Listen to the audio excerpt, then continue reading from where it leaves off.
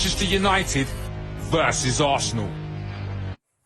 Yeah, ahead of the big game on Sunday, let's hear from both managers, Mikel Arteta, but first, Erik Ten Hag. Tough opponent. They started really well, as we all know, in the season. You can see there's a team who are longer together, who with the coach, he's bringing his coaching, his philosophy in the team. So for us, it's a good test, and I'm really looking forward.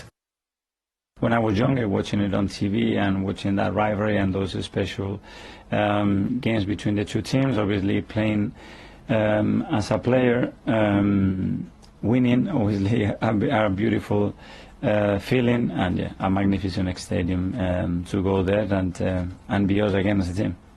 Well, what a way for Arsenal to come into this huge fixture against Manchester United at Old Trafford. Top of the table, 5 wins from 5. They couldn't be in better form, Sam. But is this their biggest test so far? It's a proper test for both of them. It's not in terms of the fixture, it's not the clash of the titans that it used to be. But you can never really tell what's going to happen. And the interesting thing about it in terms of like maybe the fallout from the game rather than the game itself is United and Arsenal are never far away from a crisis. So all of a sudden, if United beat Arsenal, they'd be like, oh yeah, well, they won the first 5 games, but this was the first test and they failed it. If United lose, then it's, oh, well, nothing's really changed. You know, it was a false dawn. You know, you can't, these teams, there's always such a big reaction. Probably, well, it's definitely over the top. But it is going to be fascinating because it is a big challenge. This is United's toughest game since the Liverpool game. It's Arsenal's toughest game, full stop. We'll see how much United have actually improved in the last couple of weeks, how much Ten Hag's coaching is actually having an effect, and we'll see how serious Arsenal are. So I'm really looking forward to it. Football fans, eh, Karen? I know, yeah, all the stories you've got lined up. Yeah, it is really, you made really good points there. Yeah.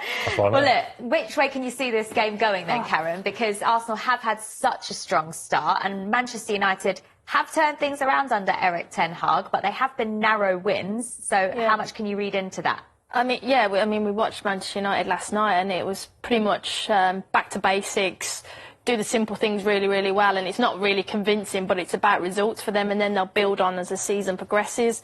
For Arsenal, I think for the first, well, this is from last night, you know, the mistake probably opened up from Leicester and then they just punished them, and it's good to see the youngsters up front really coming into their own now, and the confidence, and it was a good finish from Sancho. But just on the back of Arsenal, I think for them it's the consistency of the players. The first 3 games, he didn't change the team. They've had a couple of injuries now. So I'm quite intrigued, especially in the midfield area. Is Partey fit? Is Ødegaard fit? Is Ramsdale fit in goal? That's the big test for them, that if the few of their key players of the spine of the team are not in, how does that impact the team? There's been a few question marks over a fair few of those Arsenal players coming into the game, hasn't there, Karen? But in terms of the mood at Arsenal, it's so positive.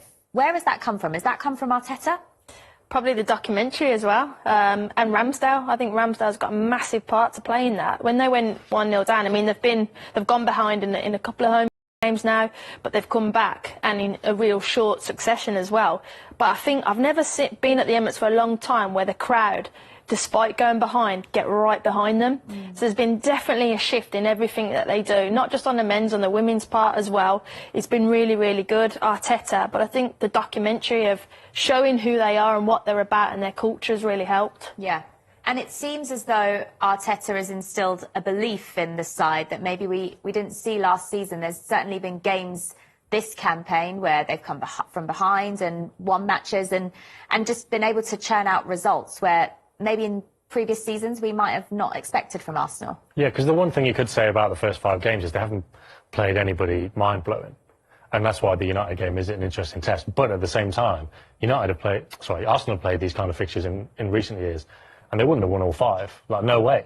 So there is something new going on there. It just feels like a bit of a perfect storm at the moment, because I think the Jesus signing was quite exciting. And then he scored loads of goals in pre-season. And then he started the season really well. And even at Bournemouth, when he didn't score, he scored a really well-taken goal when he was offside. Did brilliantly to set up Martinelli, to set up Ødegaard for the first goal. So there's a lot of things there they can get a hold of. That Saliba song that they keep singing. Which they stole from Brighton, by the way. Oh, really? Okay. Yes, it was Basuma's song. Right, okay. Maybe Tottenham will try it. Probably not. Not bitter. Not bitter at all. But it seems like it just everything's, you know, everyone's buying into it. Is that the recruitment of character as well, though, not just player profile? Well, we were talking about the transfers earlier on, and the only thing you could maybe say about City their business is losing like really good characters in the dressing room. Zinchenko, Jesus, Fernandinho, who's gone, Sterling. and Sterling as well. But the three I mentioned in particular, if they're not playing, they're still in really good mood. Well, There's still really good people around. They've got this good start to the season. They're all in a good mood. Can they challenge? No. No, they can't compete with City, but the minimum should be top 4, and then the rest is up to them, really. But it is interesting when they start to play Thursday, Sunday, in Europe, and then a couple of injuries, and then see how it goes. That's the big test for them. Well, Manchester United will be in the same situation, won't they? Because they'll be playing on Thursday nights in the Europa League too. But they have invested in this transfer window, signing an £82 million striker from Ajax in Anthony. What can we expect to see from him, and how is Ten Hag going to manage the minutes of him, Rashford and Ronaldo? Well, I think he's already said those type of players will need... You're shaking your head, Sam. It's a mess. It's a mess. You think? They needed to get rid of Ronaldo, didn't they? He's not good around the place. And he wanted to go, Tim. He's not played in the last 3 games when they've won. I don't think Ten Hag particularly wants to play him. Rashford's still massively out of form. Anthony, did he play off the right? And they've got Sancho already. Plays on the right, yeah. So it's an interesting option, but it was kind of what I was saying about Chelsea having 2 great left backs. It's like you've got Sancho, you've got Anthony.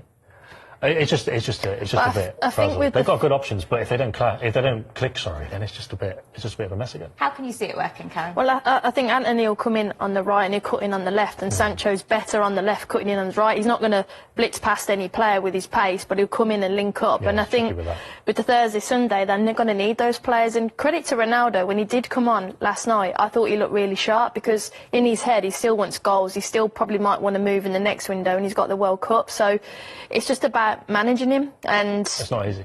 That isn't easy, no, but he has a choice, and he has got that World Cup that he's got to be focused and fit and ready for, so that might go in their favour.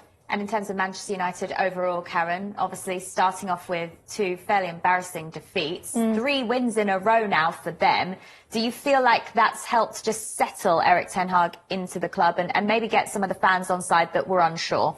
Well, it couldn't have got any worse. No. The first 2 was the worst I think I've ever seen them. But, yeah, I think, like I said, they're literally going back to basics. They're not playing great. They're not...